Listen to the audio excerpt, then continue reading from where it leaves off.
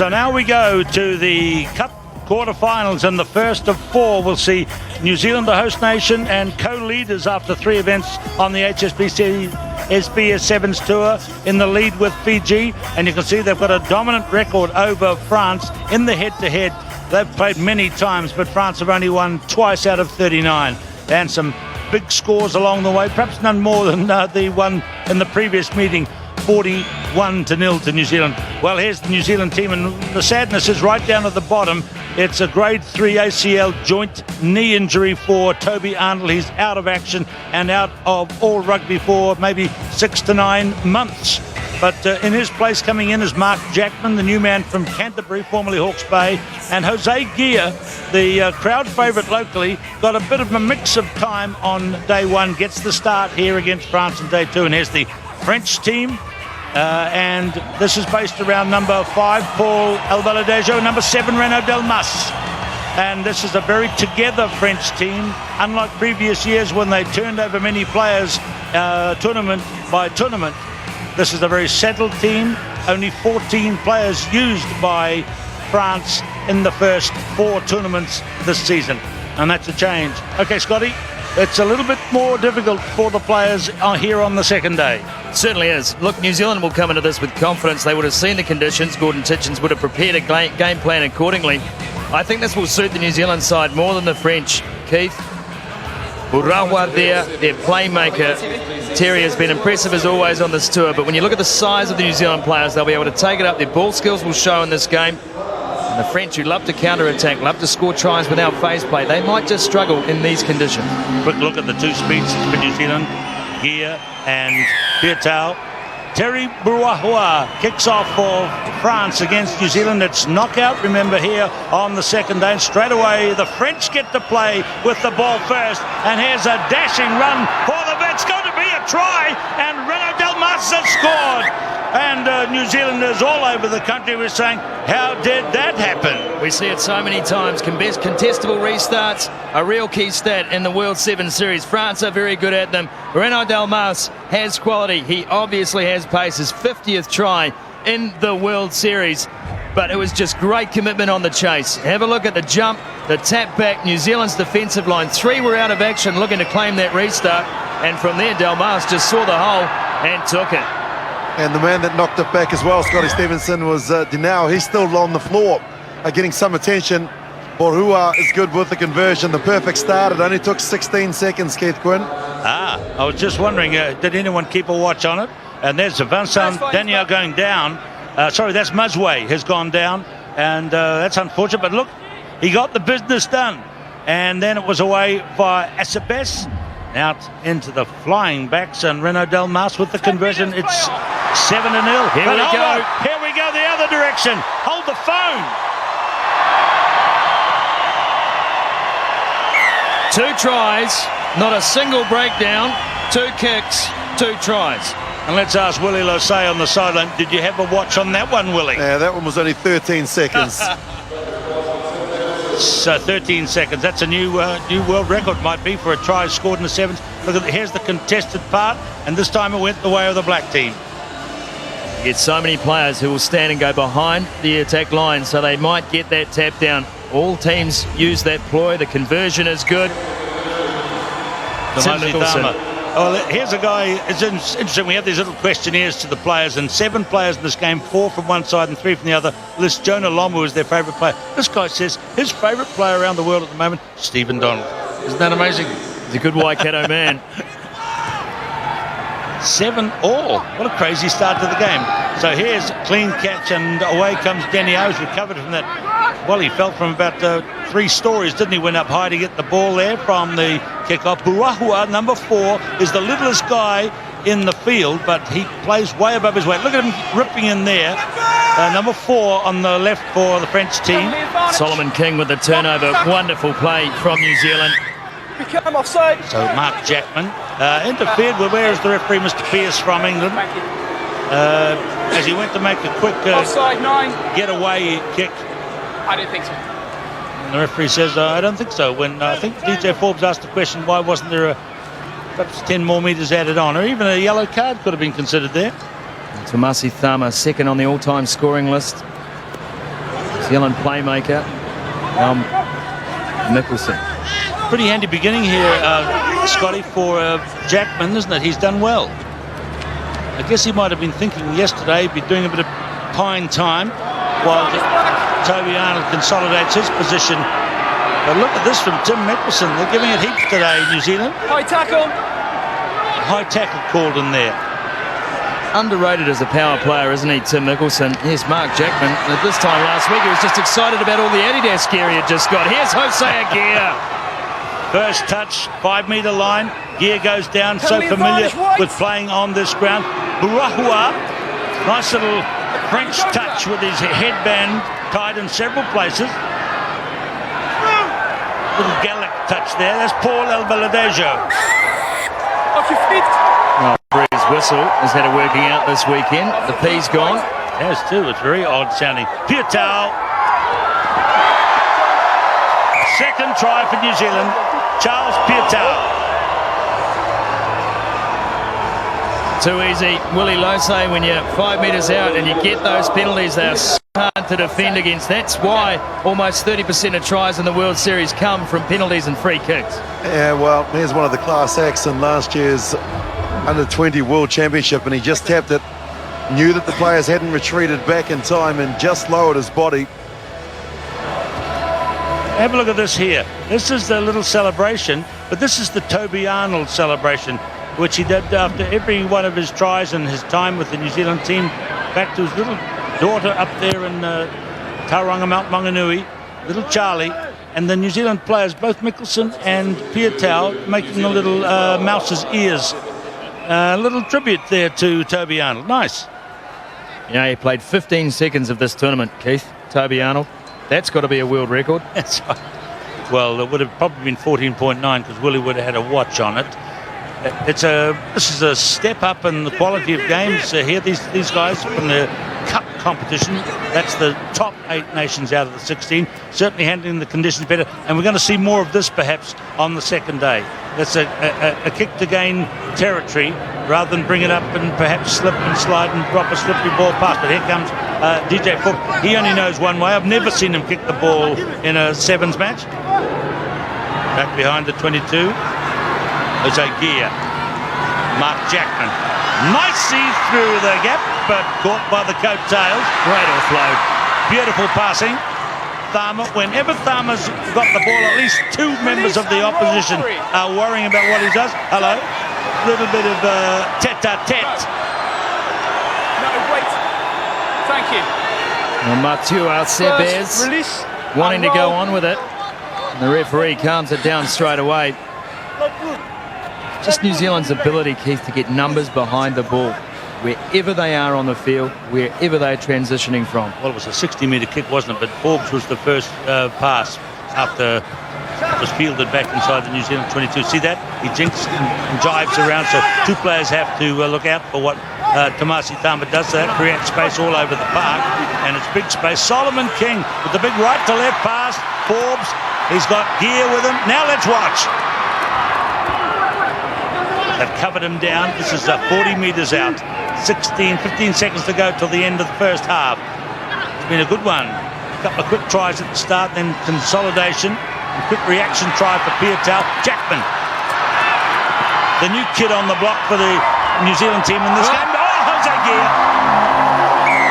We've seen that move before. Big man on small man. Urahua, no chance against Jose Aguirre. Very nice third try for New Zealand by Jose Aguirre.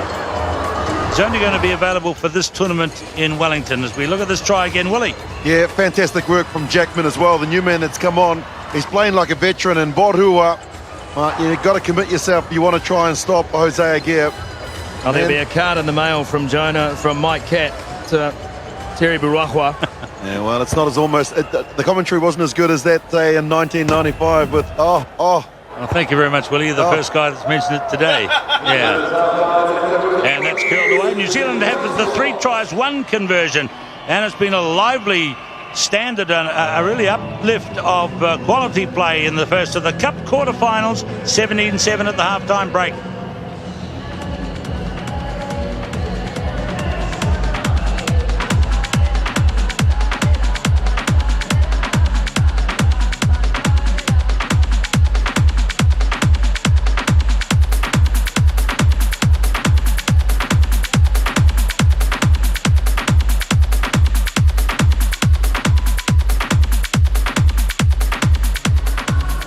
called seizing the moment there by Charles Piatau to score the second try. Il n'y a que ça, après moi j'ai rien à vous reprocher. Défensivement, vous envoyez comme des gagas, ça ferme les inters, il y a des choses intéressantes. Après il y a des choix, on This les is probably a discutera plus very tard, good c'est pas ça time le not to problème. speak French Il faut because s'envoyer mois d'après mois, it ils does sont pas not tellement sound rapides, like a ils vont y aller. relaxed, On peut y aller, calm mais avec and de la collected discipline, team talk. en respectant la règle. Il y a moyen de leur gratter des ballons si on est discipliné. Much more together in the New Zealand camp. Frederic Pomerel is the coach of the French team.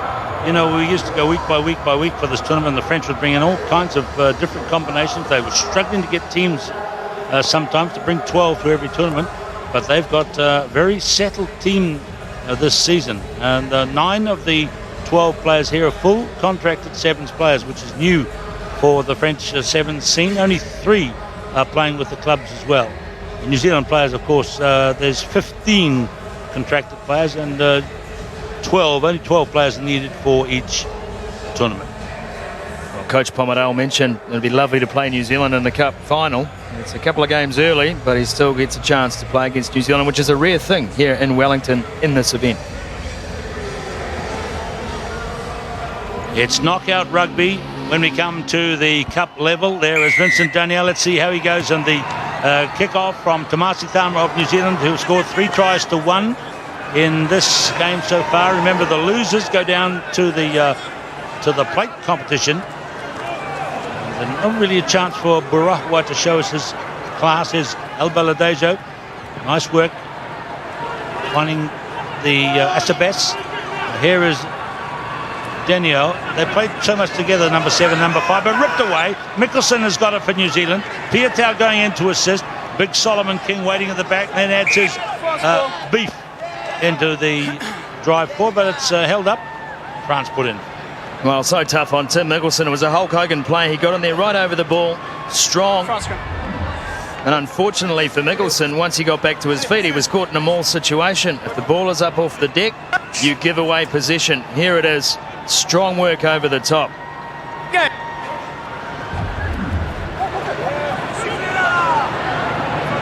Baladejo from Burahua.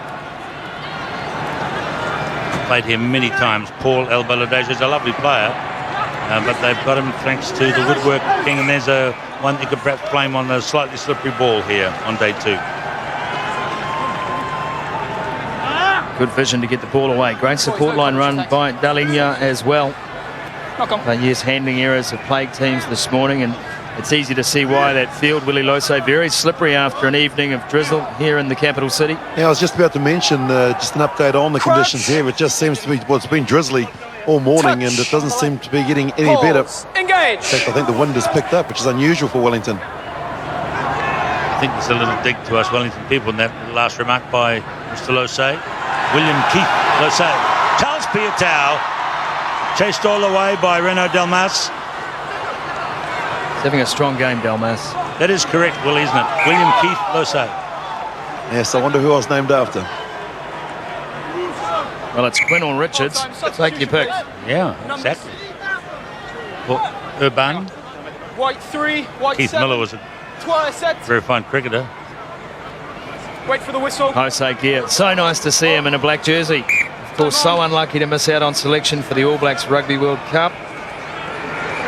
Here he is. He got the medal though in the end. That was amazing, wasn't it? Didn't play on any time on the field. Was in the preparation, the planning. 4.5 minutes to go here. This is a cup quarterfinal. Jackman, he passes beautifully, doesn't he? Very good spin pass out towards the left, right to left passing. Mickelson kicked away from Jackman. Piatau now going back in defence. It's like a herring on a wet plate there. Slippery. Well, that's tough on Burahua. Jackman takes the ball, keeps his vision moving. Tried the loop, pass and loop move. New Zealand looked vulnerable when they start just bring him on. being too cute behind the gain line. When they lose their flow and they try passes they wouldn't usually try, that is when they start to make mistakes. That is when teams can capitalise, and they don't have this one yet. And some fresh legs coming on as well. Bryce Heem and Frank Halai, who's been one of the standout players in the opening day, one of the top try scorers of the tournament this season as well, with 20 to his name. Both of those guys came in last year on the tour, and there was 6 or 7 newcomers in the squad when the tour started in Dubai, and we wondered how they'd go. But my word, they played well, they improved, got into the groove and won the series. And there is Bryce Heem, who was one of those, and now he's given it out to his new touring cobber from last year, Frank Halai.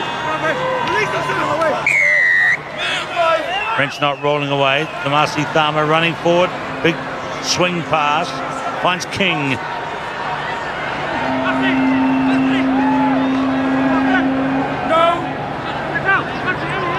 Ball away by Jackman again. 2 to get him down. Pretty courageous play by Terry Burahua. He's much outweighed player. They're probably one of the smallest men here in the 16 nations here. Heem presents. Forbes tackled by Asabes. Halai bustled by Logel, the 18-year-old. Jonathan Logel has come on. New Zealand spinning wide to King, the wing. 10 metres out. Well, another penalty. That'll be a card here. Trouble. Too. Young referee has said, El Baladeja, you go to the bin. And away he goes. Professional foul. You cannot do that.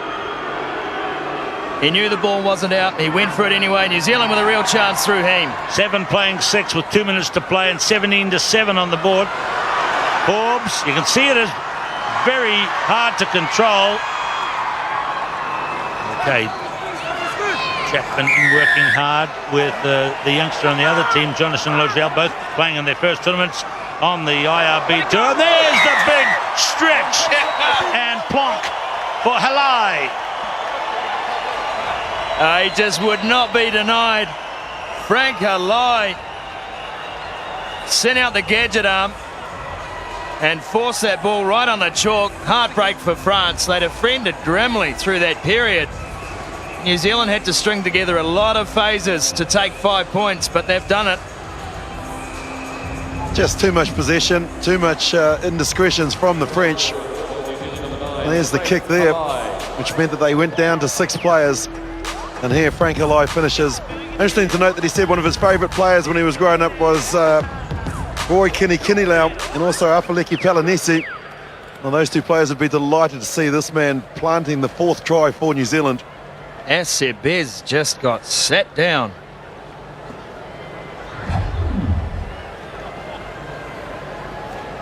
Okay, here it is now, 22-7. Just seconds remaining in this one. Looks like New Zealand will progress through to the semi-finals. It's a cutthroat and very high standard when you get to the Cup second day. And don't forget, coming up next is Tonga against England. Canada will then play Samoa and South Africa, Fiji, Burahua. There's Adi Savea is off the bench. Young man who says it's his favourite ground, the Westpac Stadium, but I think probably because he's only come here a lot of time to watch rugby, and now he gets to play on the big stage. Huge, massive world audience watching this, if not a big crowd in the stands on the rainy day. Now Janet is off the bench for France. Julien Janet. Rare miss tackle from Forbes. This is a rarity when they slip past him, but let's see what France can conjure up this time. Asabes, he's very quick. That's not going to help him. That's not even a pirouette. Burahua puts it through. The big harbour hooter has gone, and that might be the end of the game. It was a bold move to get a try in the corner. We look to the referee, it's over, and New Zealand progress through to the semi-finals on the back of a 22-7 win. They started a little shaky, conceded a try in just seconds after the kickoff, and they have won it in the end with 4 good tries and 1 conversion, and with a solid performance they go through to the semi-finals, having beaten France by 22-7.